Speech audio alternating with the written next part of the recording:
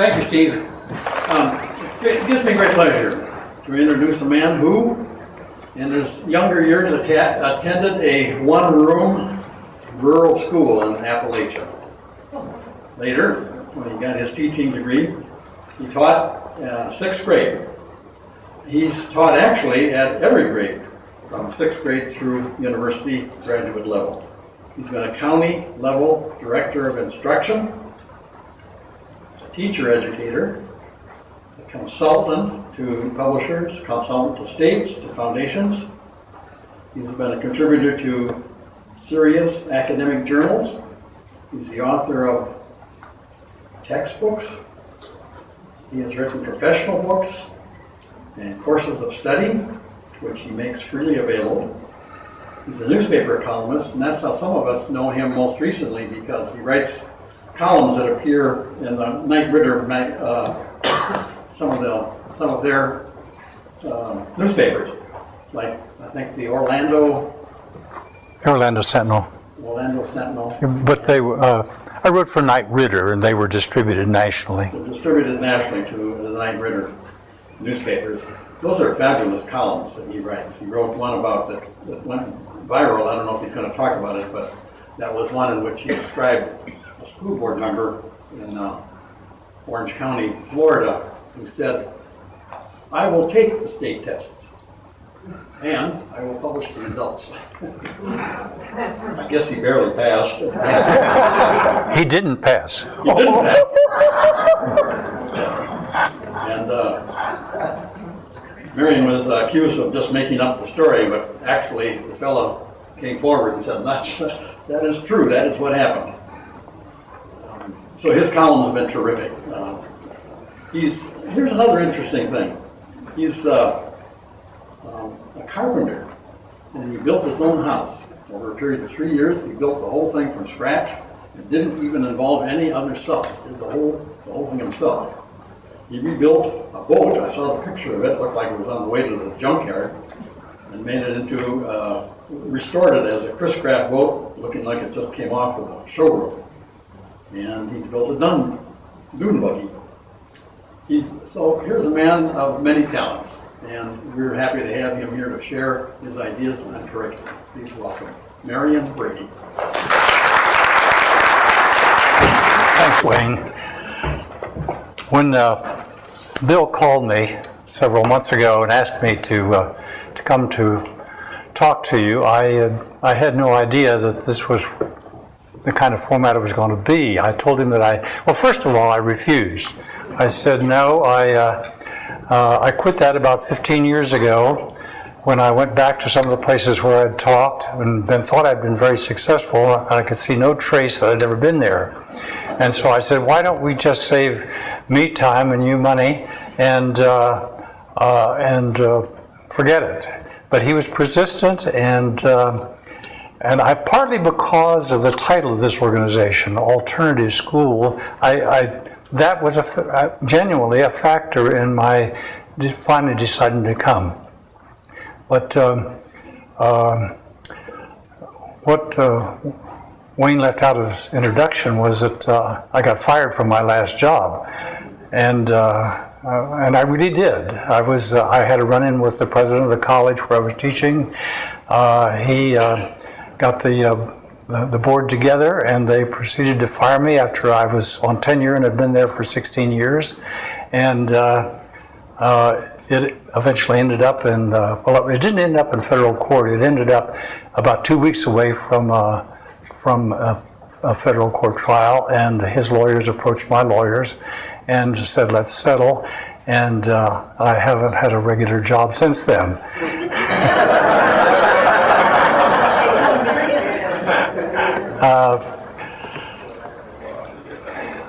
How many of you, let me find something out.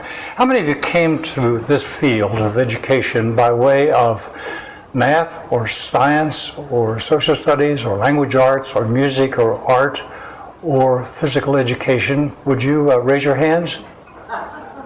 Would you look around? That's almost everybody. How do people usually react if you attack something sacred?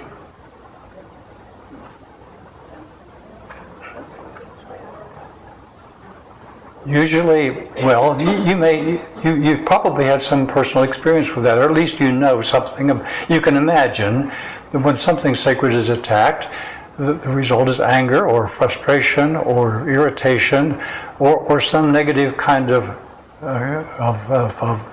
response to that.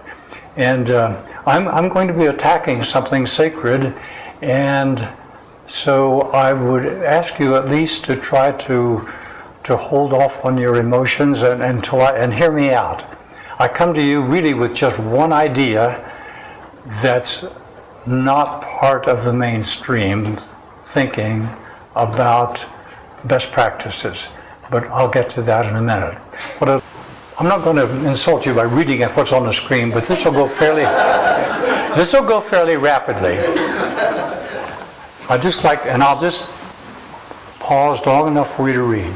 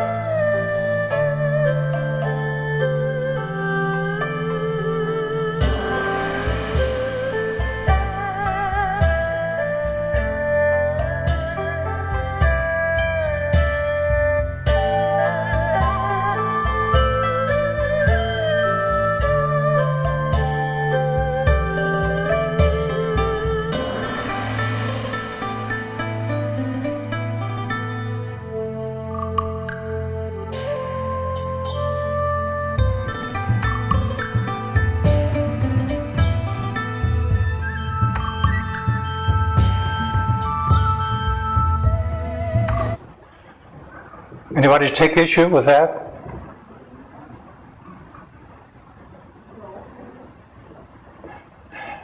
When you looked around and saw those hands, you saw evidence of why I've been hammering an idea unsuccessfully since the 1960s.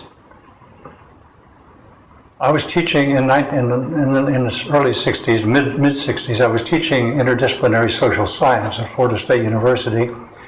And it was a course I inherited, and I didn't. It was extremely frustrating. It wasn't working as I thought it should work. It was more a matter of take-turn teaching. 2 or 3 weeks of economics, 2 or 3 weeks of sociology, 2 or 3 weeks of political science, and so forth. And eventually it occurred to me that wasn't integration at all. That would just take turn teaching.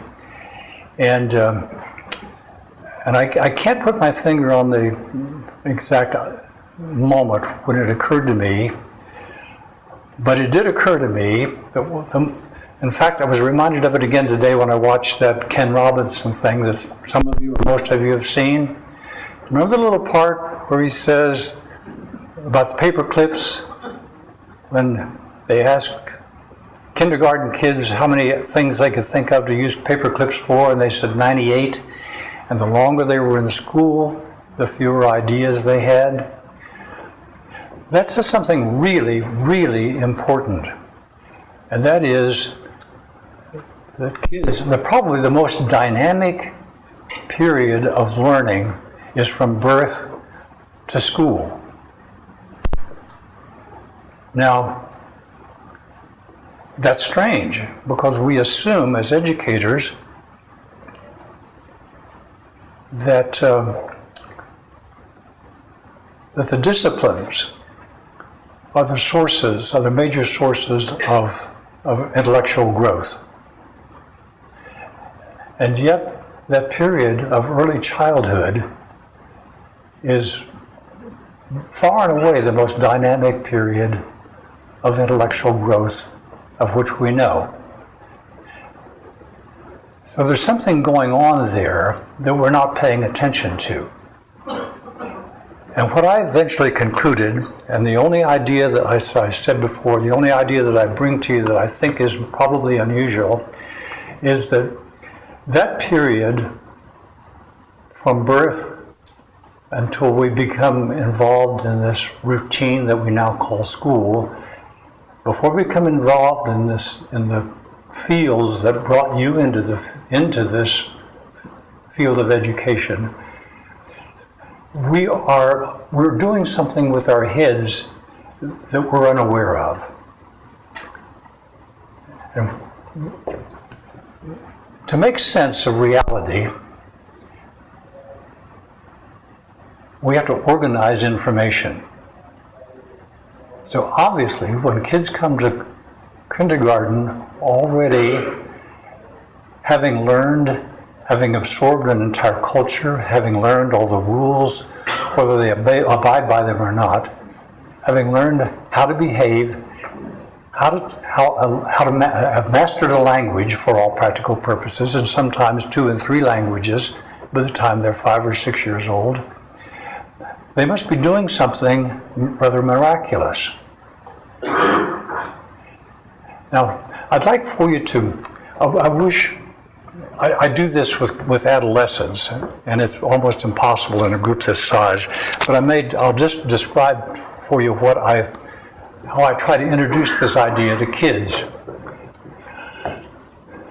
First of all, I try to convince them of the importance of an organized mind. And I might point to some kid and I say, okay, name some games.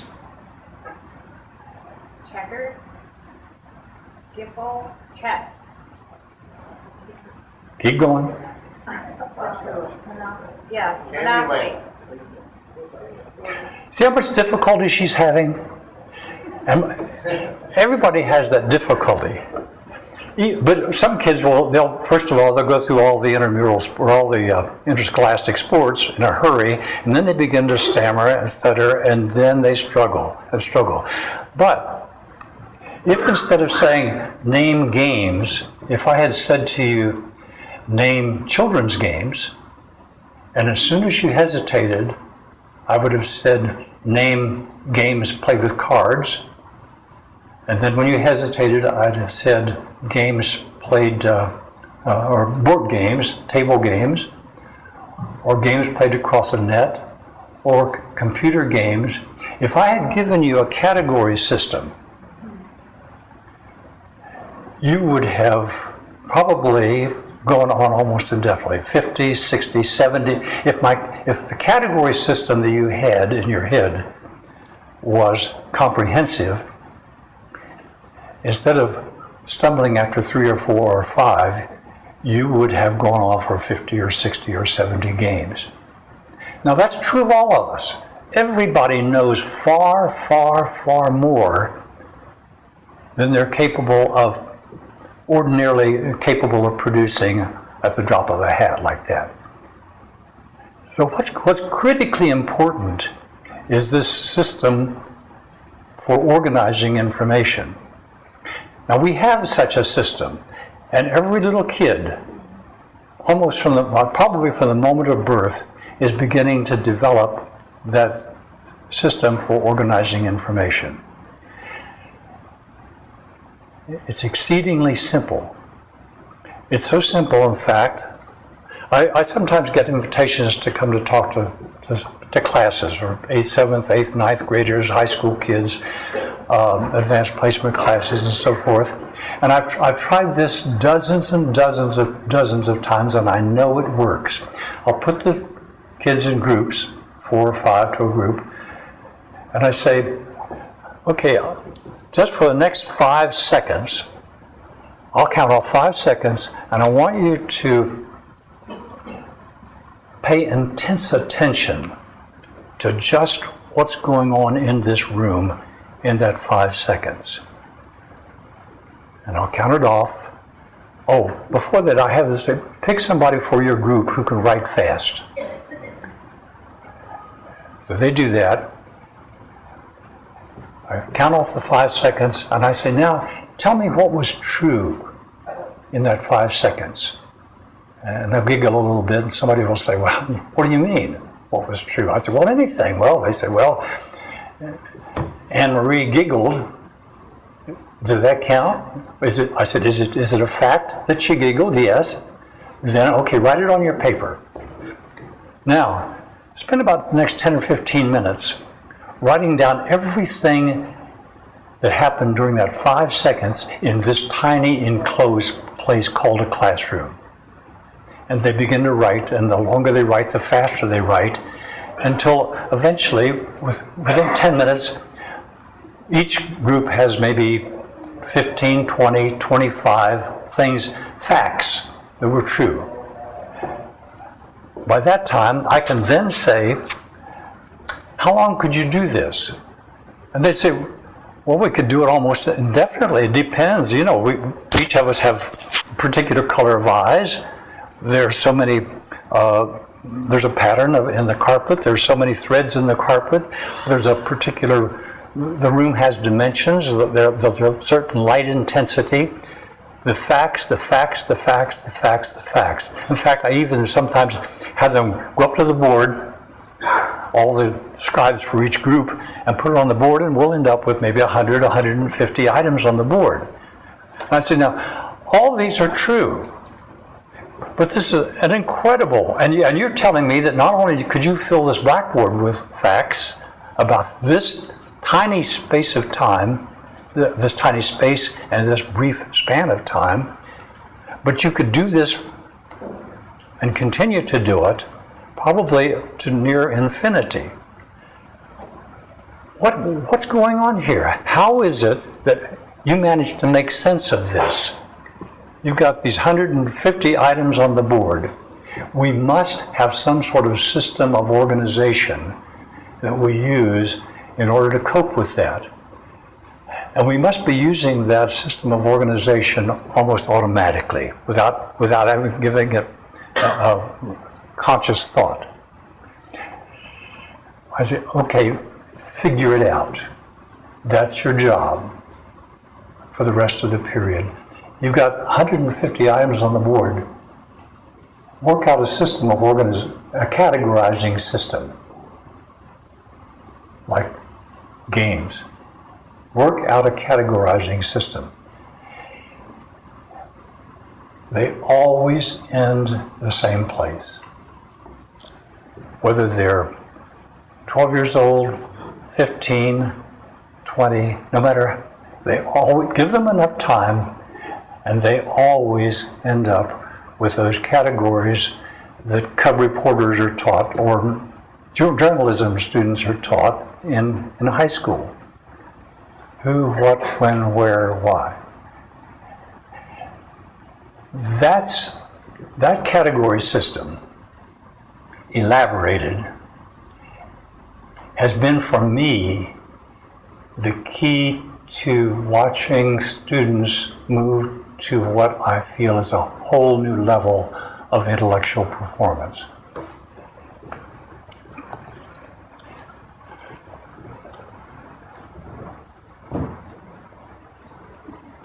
When I said I was going to attack something sacred, I just had you stand or raise your hands because you came to this field out of a love of literature, or out of a love of math, or out of something, and that's a problem, because what we haven't done as an institution is stand back and look at the whole of which our particular love is a part, and that's hurt us a great deal. It's in part an explanation of why every Tom, Dick, and every state legislator and every member of Congress assumes that they know enough about education to make policy. So this is my attack.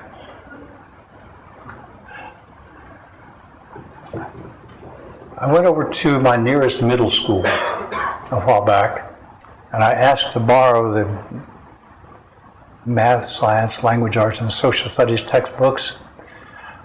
I assumed that the glossaries pinpointed what the authors considered to be the important ideas for that particular course. 8th grade. Now people, that's insane. That is insane. A serious author that's trying to get across an idea will write a book, a whole book about one idea. And we put these kids into this kind of an arrangement and throw 1,465 ideas at them. And then we wonder why what do they do? Well, you know what they do. They can't do it. They cannot do it. And the consequence is frustration or anger or apathy or all sorts of emotions that don't have much to do with effective learning. The ones that we cow, the ones that we intimidate, the ones that are timid, do their best, and they've stored in short-term memory, and then it's gone. I know it's gone because I've done a lot of checking. I'm still invited to the reunions of people that I had in school. I was a senior class advisor for several years, and now those people are on Social Security. They were in my classes. And so just for fun, I will ask them something that I know very well, that in America, a question in American history that I know they studied in elementary school and in junior high school and in high school, and they just look at me and laugh. Then they say, well, I'm sure I knew that when I was in your class, but I don't remember it now. What a waste. We're spending more than $500 billion a year in education, and most of it adds up to a certificate, a piece of paper, just evidence that we jumped through the hoops. And we don't really have anything solid and tangible and worth taking home from that experience, and we don't take it home. Problem with the traditional curriculum, besides information overload. I didn't know he explained that. I don't need to explain that, do I? I did a semester's visitation to a college in Texas several years ago, and just out of curiosity, I got them to give me all their term exams with their names torn off.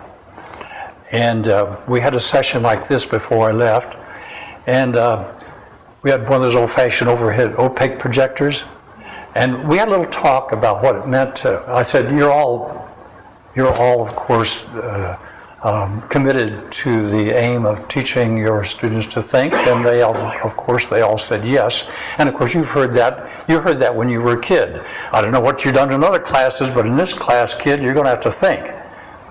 Well, I did a sort of a rough content analysis of the final exams for the entire faculty of the college, and about 88% of them were simple recall. 88% at the college level. So we had a little exercise about dreaming up exam questions for other cognitive processes.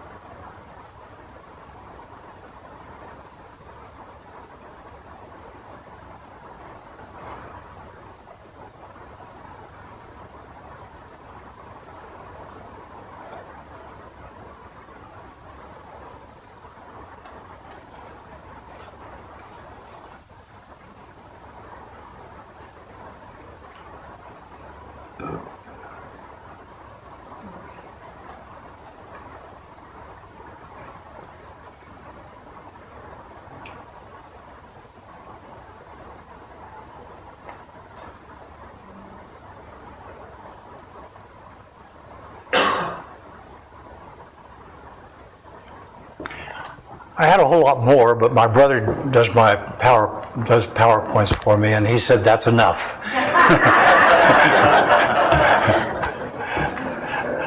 Because all I'm trying to do is make a point that we're in the business, we're really in the curriculum business. And I don't care if everything else about an operation is beautifully organized and presented. If the curriculum is lousy, the program is going, the education is going to be lousy. And we've saddled ourselves as an institution with a poor curriculum, and we're handicapped by it.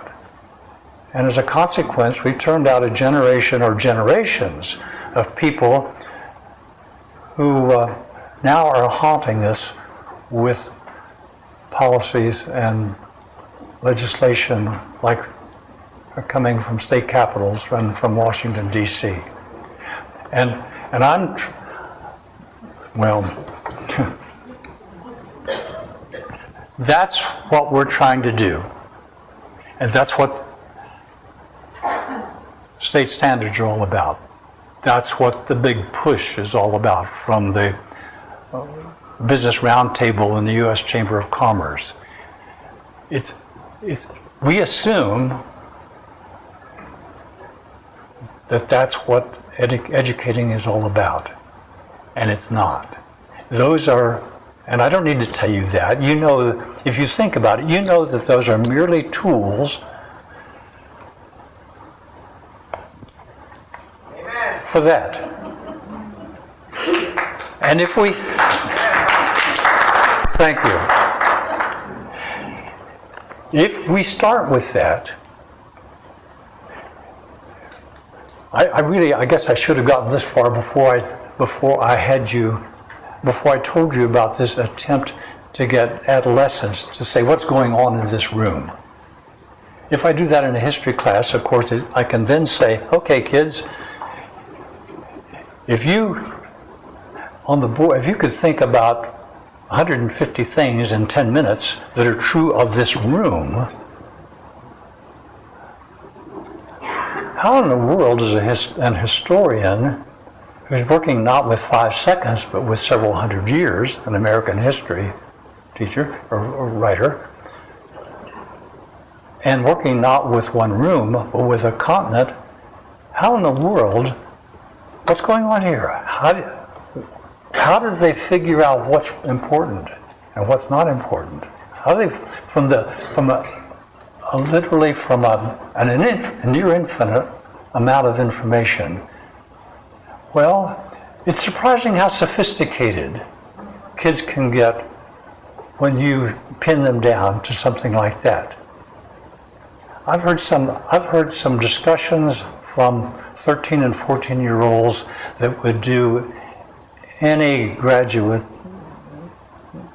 school panel around a conference table would do them proud.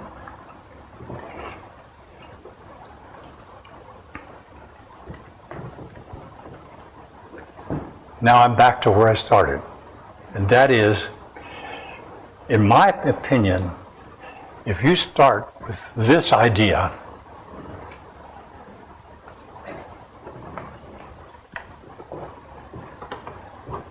that,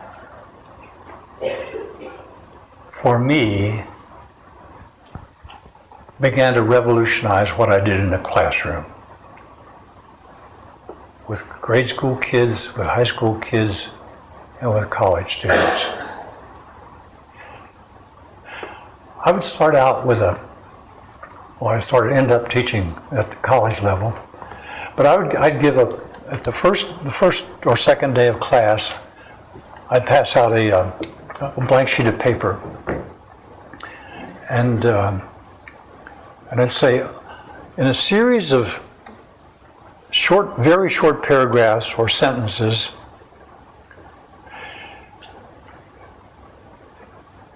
give me all the. Let me see if I can phrase one exactly, or pretty much like I did phrase it. I'd say, you live in a neighborhood. You live in a neighborhood. in a series of short paragraphs, list all the factors that you can think of that contribute to the sense of, or lack of sense of community where you live. And I would get 1 answer, 4 answers, 6 maybe, sometimes none. And we wouldn't talk about it. I just collect the papers and put them away. At the end of the term, I'd hand out a blank sheet of paper. I'd ask exactly the same question. We would never have talked about that subject. I would never have assigned a single reading. It would never, I would studiously avoid talking about sense of community and neighborhood. And all we did for the term was, do you see the connection between those two? That's reality. This is reality. We're always, every waking moment, we're really asking, what's going on here? How do I make sense of this? And in order to make sense of it, we subconsciously use a categorizing system, and that's the categorizing system. Now, I'm taking setting, second one down.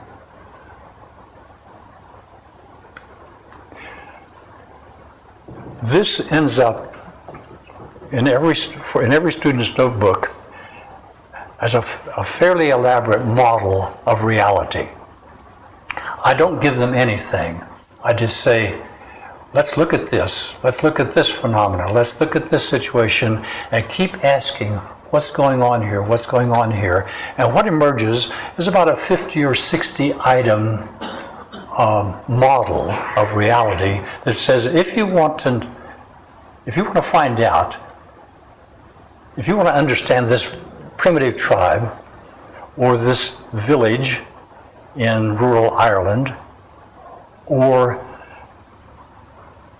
what's going on in this scenario for some future event, this is what you need to know. This is what you need to know. They develop it, not I. At the end of the term, I give them the same question without warning,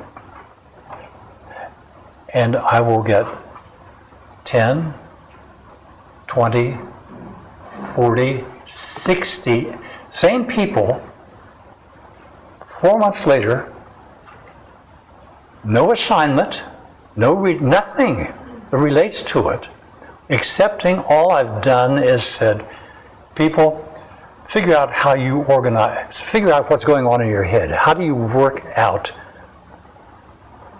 what you're thinking of at any given moment? It's one of these categories. And in fact, I've had students complain because they say, you didn't give us nearly enough time. And I've had students say, can I take this home? And I know they don't have anything at home that they can look at, but they just want to work on it longer. And I've had 100, students turn in 100, 125, 150 responses. Factors, now that may seem incredible, but it's absolutely true. 150 factors that they identify as having an impact on the sense of community in their neighborhood, or the lack of a sense of community. And they're seeing things they've never seen before. They're seeing things like the width of the street, or well, let me go to something.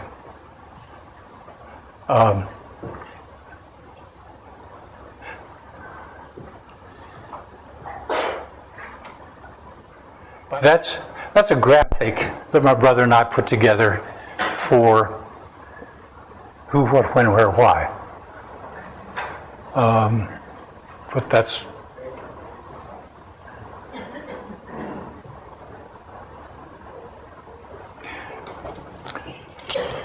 after hammering this from my first article about this, about the potential of general systems theory for creating a curriculum that was supradisciplinary rather than interdisciplinary, I wrote in 1966.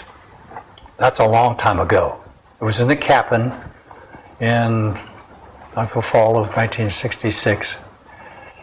And eventually I had to face the fact that I was getting nowhere with it.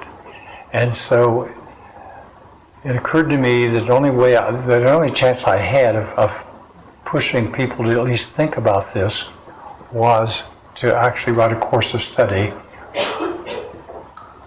which I've done. And it's on the internet and it's free for the downloading. And I'll give you a couple of activities from that in just, I better do it in a very few minutes.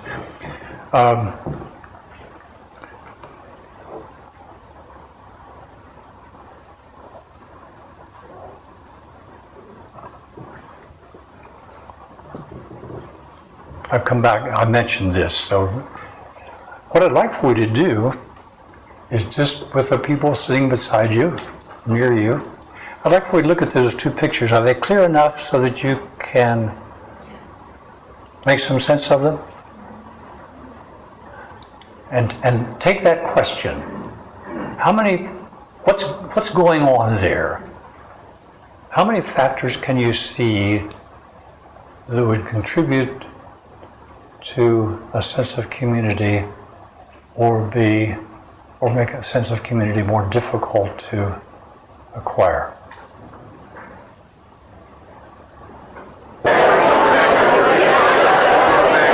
Okay. Obviously, judging by the noise, you see things to think about and talk about. I wish there were more detail there, because in the top one, at 20's house, the front door is glass, and in the bottom one, the front door just has a little peephole that you look through. The obvious things: front porch, no front porch,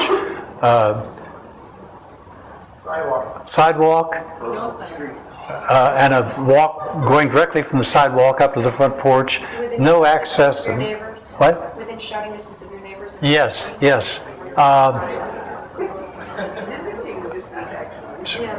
Garage separate from the house, rather than a garage, probably with a garage door opener. I lived next door several years ago to a couple that I'd sometimes go for weeks and never see them, because they come out of their house. In Florida, everybody has windows that are with film on them, heavy film on them, and theirs was the heaviest grade of film that you could get. And you couldn't even tell whether it was one person or two persons leaving the house, because in the morning the door would come up, car would come out, door would come down, they were gone. Both of them worked. Come back in the evening, pull up in the driveway, door go up, car go in, door come down. That was it. There are just all sorts of things there. The longer you look at it, the more there is to see. That's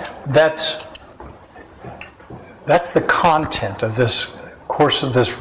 I'd have to say it's a rough course of study. What I'm trying to do, what I would love to happen before I kick the bucket, is for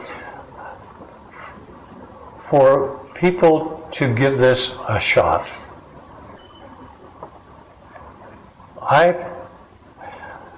Several years ago, well, a long time ago now, after I wrote that article in the Kaplan in 1966, I got a call from Jim Geyer, who was Vice President of Educational Books Division for Prentice Hall, and he said, I'm interested in what you wrote in that article, and so is Mike McDaniel, my Chief Language Arts Social Studies editor. We'd like to talk to you. And I said, okay, well, sure. And eventually, what it came down to after several months was they said, we'd like for you to write a world cultures textbook and a social studies and a history text, American history textbook that would appeal to the most thoughtful, sophisticated 5% of the market. We think we think that's a big enough niche in order to make a profit. Well, I attempted to do that, and you can guess the end of the story, I suppose, that it was too unorthodox, and the books came out in 1977, both of them, and got very good reviews in California, which was the first state of adoption, and got adopted in California, both of them, but California had or has a multiple adoption, and the salesman said, your book doesn't pass the thumb test, because it was just 2-color instead of 4-color, and it was just unorthodox because it was mostly primary data. And so it went nowhere. Not enough, at least for a second printing. But it was mostly stuff like this. And that's what is in this. Okay, here's another activity. And we've got about, well, I guess we have let's give this one 3 minutes.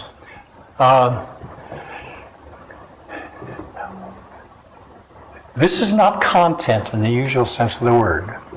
This is just something to do with your head. And in this case, what I want you to do is figure out what's B. If A is first, what's B?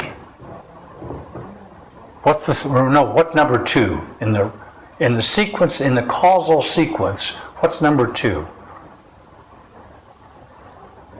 Stirrups require metal. What? Stirrups require metal.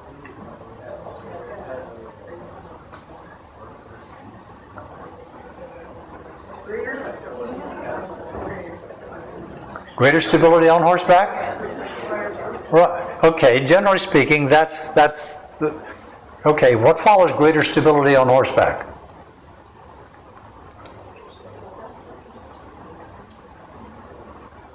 More animals killed. More people killed.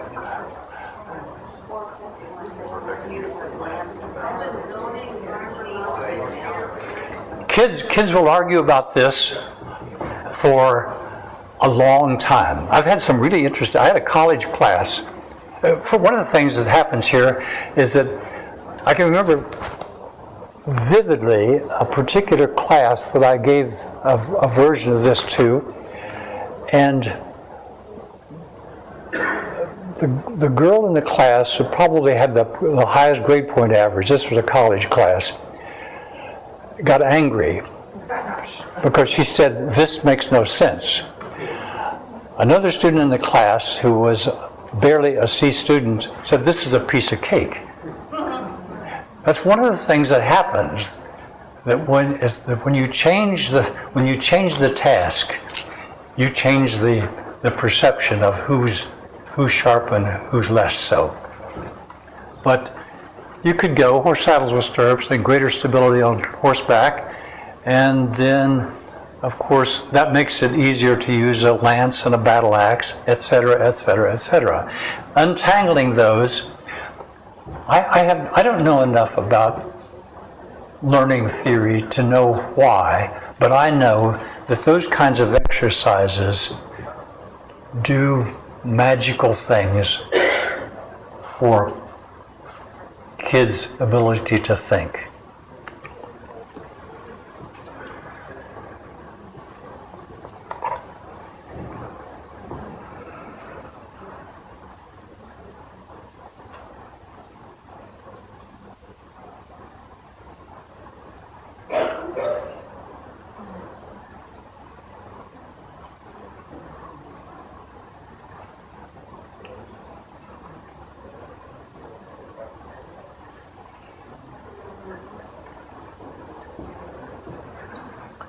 I was working with this one day, and we had there'd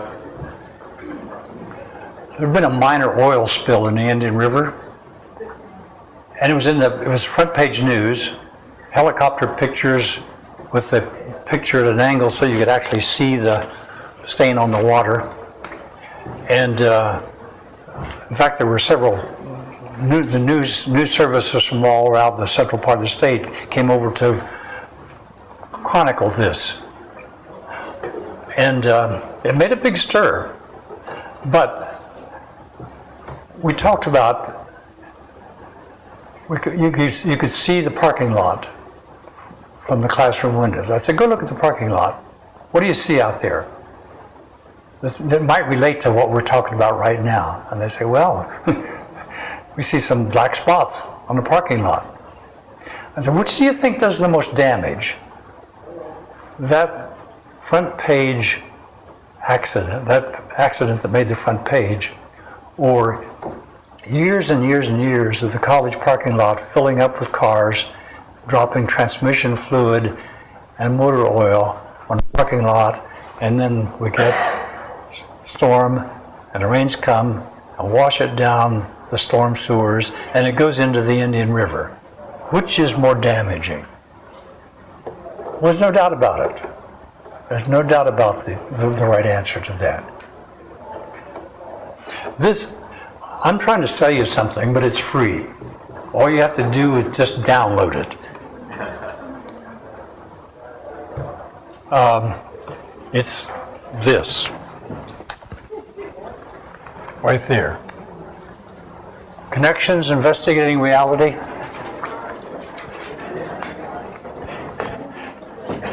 I'd like for you to check it out. It's such a departure from the conventional curriculum that I wouldn't expect you to jump at it with enthusiasm. But I can tell you that years of experimentation with it in classrooms have convinced me that there is enormous potential there. But I don't think it's by any means a finished product. I think it's sort of a beta version. But there's also provision at that site for users to engage in dialogue. There's a way to link to a site that allows you to comment, to make suggestions for improvement, or saying this didn't work and here's why. And I became convinced of the value of that. This Prentice Hall project that I mentioned in passing. Prentice Hall did something that I thought was unheard of. When they approached me about this, and I said I'd do my best, what we eventually worked out was that I wrote, with my brother's help, I wrote activities of this sort, of the sort I saw you, and Prentice Hall printed them up on newsprint, put them out to their salespeople, who managed to find about 50 teachers, middle school teachers, or at the time they were junior high teachers, around the United States, who agreed to try those activities with their students and to keep a diary and send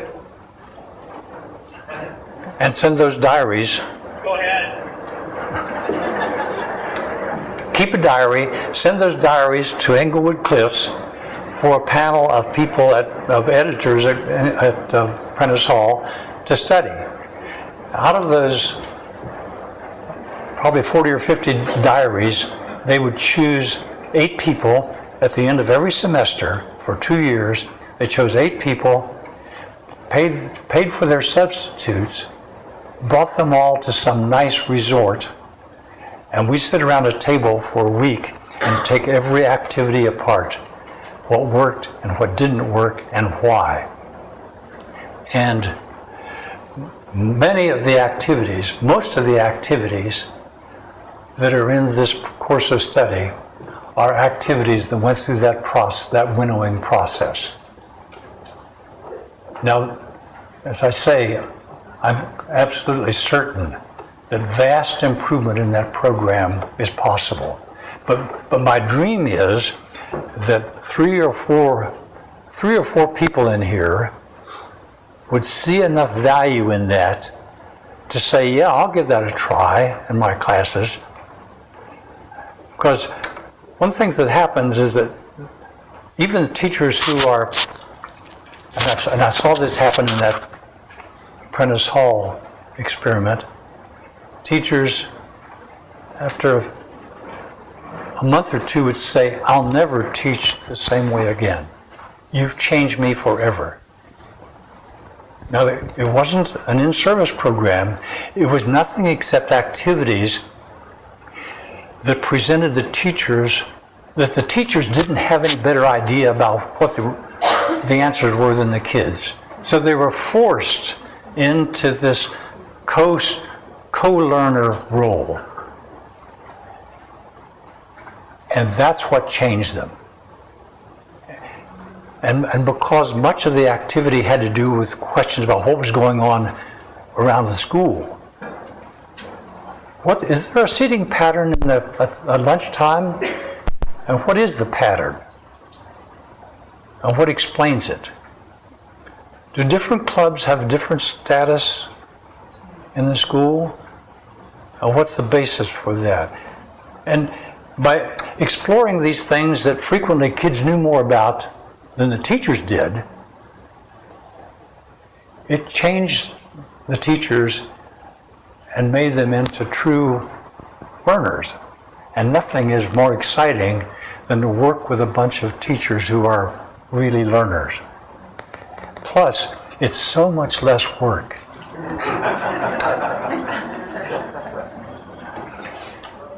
Thanks.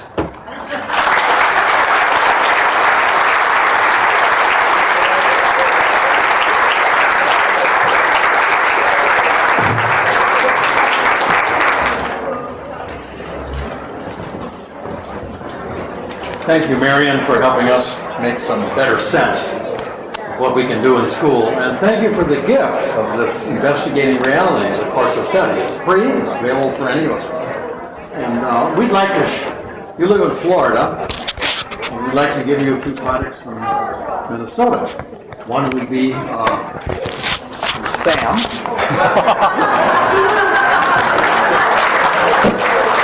I know about Spam. I was in the Navy. We also have wild rice and maple syrup in there and something else. Thank you. Thank you very much.